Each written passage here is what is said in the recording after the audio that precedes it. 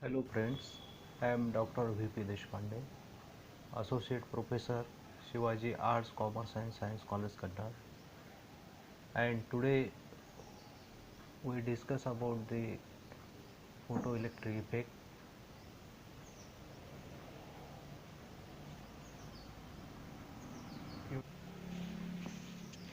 Whenever electromagnetic light or electromagnetic radiation falls on a metal surface, it emits electron. This process of emission of the electrons from a metal plate when illuminated by light of suitable wavelength is called photoelectric effect, and the electrons emitted are known as photoelectrons. Now the nature of photoparticles. The arrangement used by Halls is shown in figure. The apparatus consists of two plates A and C placed in evacuated quartz bulb. Galvanometer G and battery E are connected as shown in figure. When ultraviolet light is incident on negative plate C, a current flows in the circuit, and this current is indicated by the galvanometer. But when light falls on positive plate A, there is no current in the circuit. This observation shows that photoparticles must be negatively charged particles. Now the Lennard's method to determine E by M for photoelectrons. The apparatus used by Lennard's to determine E by M of photoelectrons is shown. It consists of a glass tube Z which can be evacuated through the side tube T. Ultraviolet light passes through a quartz window W and falls on an aluminum cathode C enclosed in G. An earth metal screen A with a small central hole forms the anode. The cathode C can be maintained at desired potential, positive or negative, relative to the anode A. P1 and P2 are small metal electrodes connected to the electrometer E1 and E2.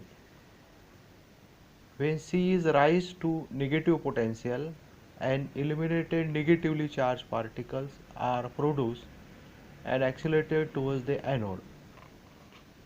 A few particles pass through the hole in A and proceed with uniform velocity p1.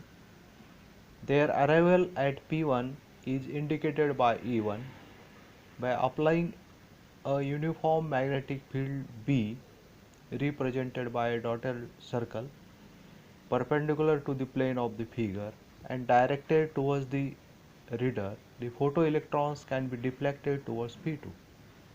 Their arrival at P2 is indicated by the deflection they produce in E2. Now Lennard first studied the relation between current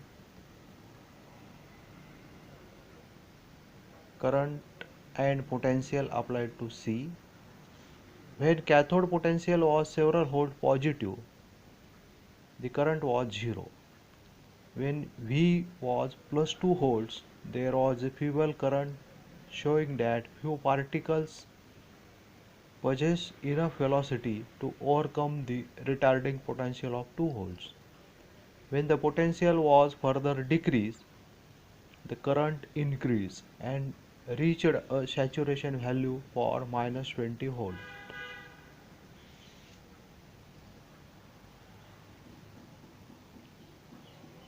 After this, let us consider kinetic energy of the electrons. It is half of mu square, which is equal to charge of the electron and potential of the electron E into V.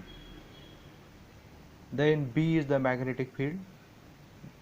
and r is the radius of circular path described by the photoelectrons due to the magnetic field B, then mv square by r is equal to b e into v.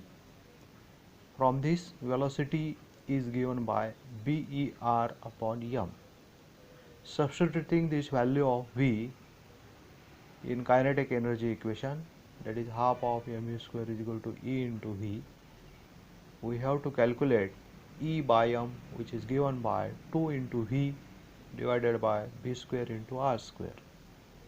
By knowing potential V, magnetic induction B and R, E by m is calculated, and Lenard found the value of E by m to be the same as that for electrons. This clearly shows that photoparticles are nothing but electrons.